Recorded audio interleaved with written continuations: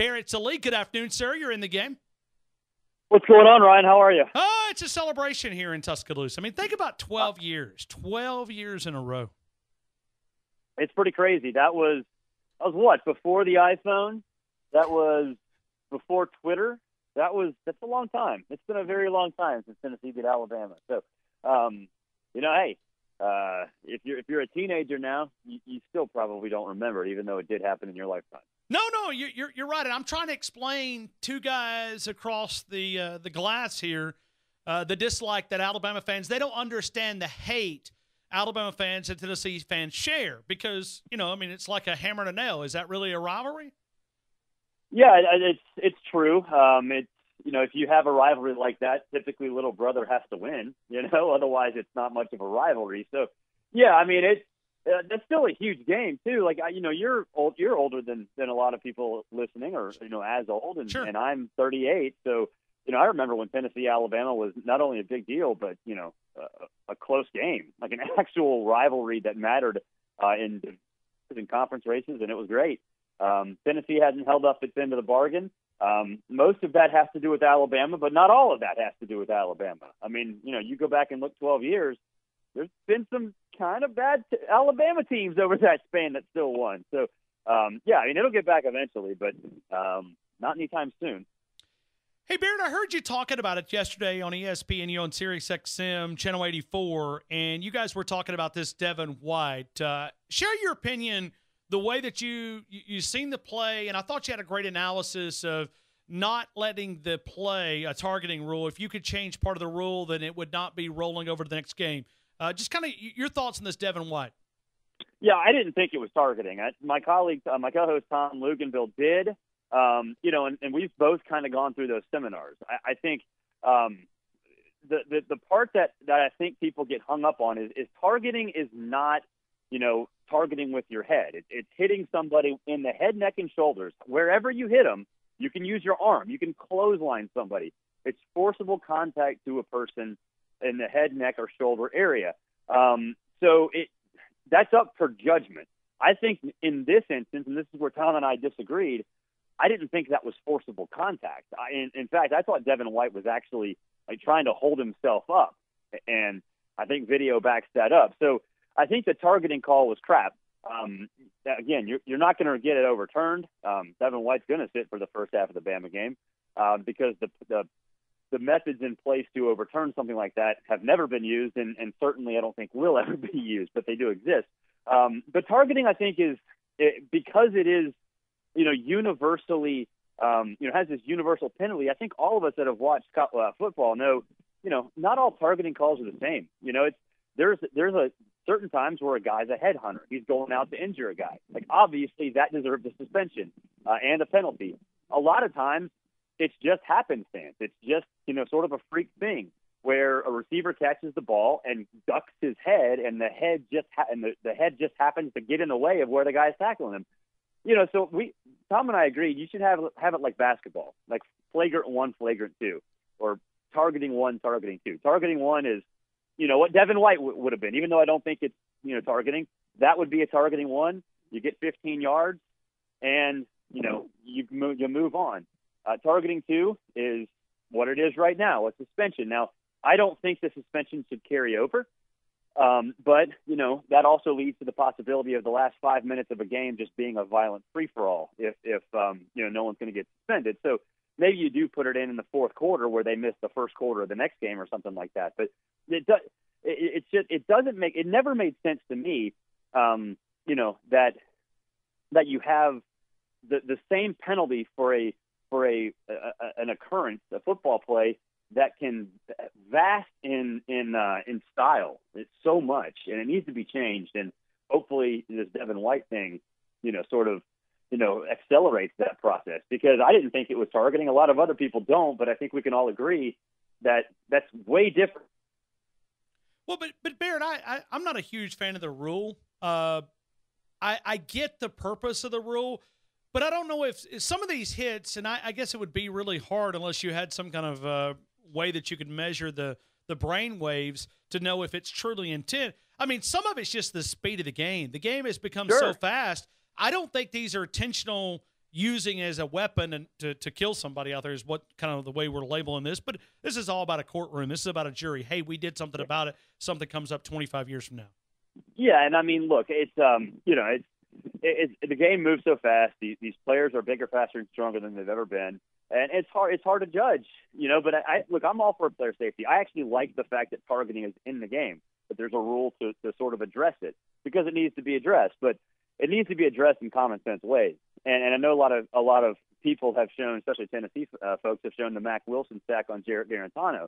I didn't think that was targeting. It was a really, really, really hard hit, but it wasn't targeting. And even if it was targeting, it's not like Mack Wilson was going after Garantano's head. So why should he be penalized for, that the same as, some dude that just wants to take a guy's head off? That's stupid.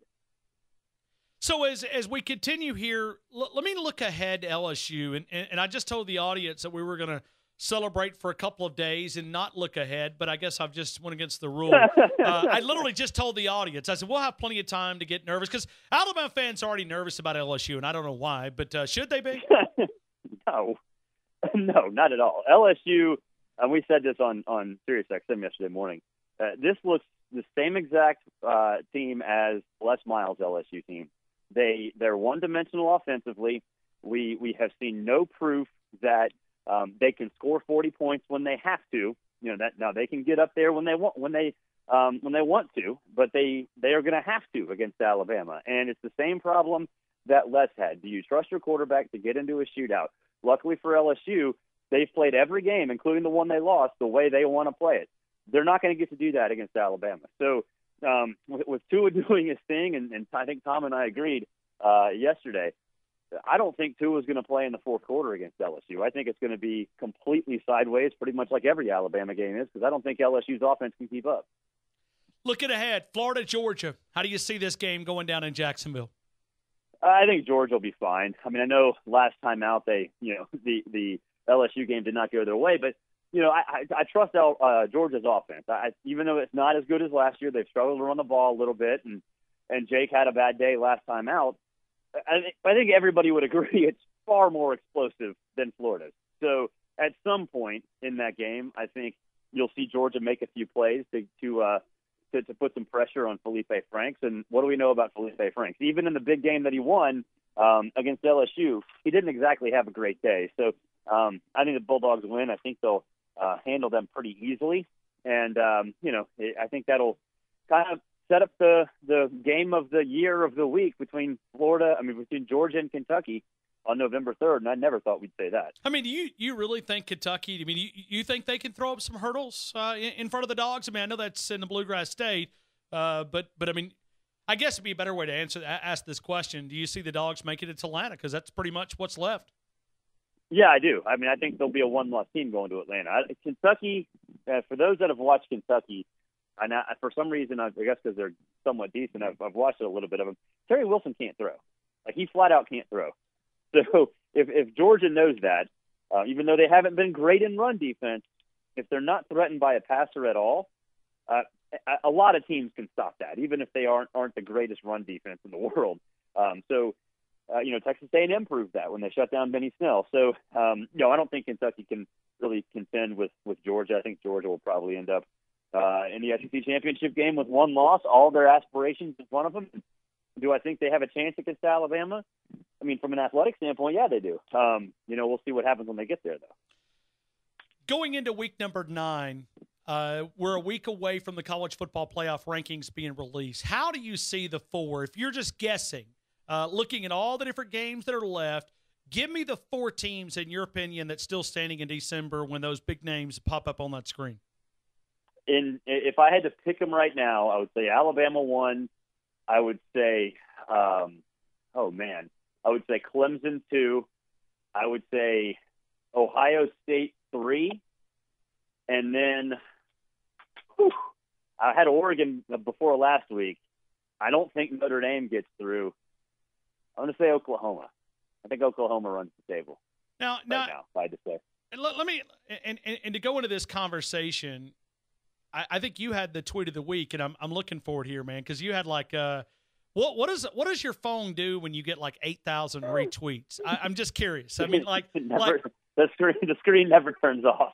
Okay, so it just literally just. I mean, this guy put up a tweet that said 8,000, and it was about Urban Meyer and the Buckeyes losing. 45,000 likes. My wife, when I got up on Sunday morning, she goes, "What did you do last night? Because your phone never shut off."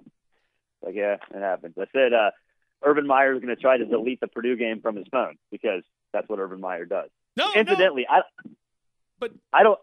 don't know if Urban Meyer is going to last very long at Ohio State. Just not sure he's into it right now. I mean, do you think they could play their way back in, or do you think this loss? Oh, sure, they could play their way back in. I mean, look, if they beat Michigan, they will be in. So yeah, they could play their way back in.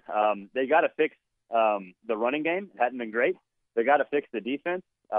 Losing Bosa, I think, is a bigger deal than we thought. Not losing him off the team, but losing him just because of the injury. The linebacker play is not great, but that's the kind of offense that can score 30, 40 points a game. I'm not sure Michigan is. So if they get into that kind of game, yeah, they can play their way back into it. And you look at the rest of their schedule. Michigan's really the only tough team that assuming that they don't, what the better they did against Purdue, yeah, they can get back into it. I just don't think that Urban is really handling things very well there. And honestly, his head might be somewhere else, perhaps Cleveland. Yeah, but you called for this probably a month and a half, 2 months ago when this the scandal first broke, and you just saying that it really quickly. I reflected on it. You may be right. This guy may not make it because if you're undefeated, they'll keep you, right? But if you lose games, there's a mulligan there. Yeah, well, if you're undefeated and you're miserable there, and some NFL jobs start calling, then you probably leave anyway. So.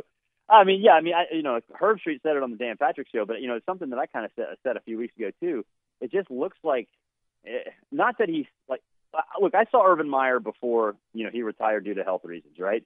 We all joke about that, but he did not look good, in the tunnel before that Alabama game. He looked kind of out of it, and he's looked that way at Ohio State for the last couple of weeks. And I mean, I don't know if that's anything or not, but it certainly looks like. What I saw Urban look like at Florida the day or week, whenever it was before he retired the first time. Well, I'm just going to go ahead and put this on record. Here on the airwaves, if Urban Meyer goes to Dallas, I'm burning all my Cowboy apparel. Well, that would be great for people that are bandwagon Dallas Cowboy fans like you, Ryan. No. Do that anyway. No. Listen, I got 4-year-old pictures with Cowboys. It just I don't. I mean, I know I was closer to Atlanta. I was closer to New Orleans, but my dad made me a Cowboy guy. So. Well, maybe the Falcons can change your mind tonight at Mercedes-Benz Stadium, which I highly doubt will actually happen because they're terrible, and Steve Sarkisian actually is the least of their problems right now. But do they have to play defense? Do they have to play defense tonight? No, they can't play defense anyway. Well, no, I was just going to answer the question. I mean, trust me, that defense is awful. I mean, that is. It's so bad. Ooh, ugly. It's comical how bad that defense is right now. And the thing is like Steve Sarkisian's actually good. Like he's been good. I never thought I'd say this, but holy crap, the defense is terrible. Yeah, worse than Ole Miss. No, comparable, but not worse. Yeah. I don't think anything's worse than Ole Miss. Yeah. Hey, I told my buddy Martin Houston here. We went out to lunch a couple of weeks ago, and I said, Ole Miss. You remember how we used to go to the backyard and you'd go, I got this guy and you got that guy? I believe Ole Miss could do that and have a better defense. I mean, they are that bad. They really could. Well, you watched the Auburn game. I mean, Stidham had his ups and downs, and Auburn had their ups and downs. But, when they were on, Stidham was hitting guys that had nobody within 20 yards of them consistently. And it's not like Gus's plays are creative. Yeah. You find confidence. The game of college football is based on momentum. So right now you found some confidence, whether it's false or maybe it shows up. They've certainly got a month of November that will challenge that Auburn Tiger team. Barrett, as always, thank you again for being a part of the show. We'll invite people to connect with you, one on the Twitter account, at Barrett Sallee, if you want some of those great takes that gets 8,000-plus retweets and 45,000 likes. CBSSports.com. Barrett, as always, thank you, man. Have a great week. All right, thanks, Ryan. You too.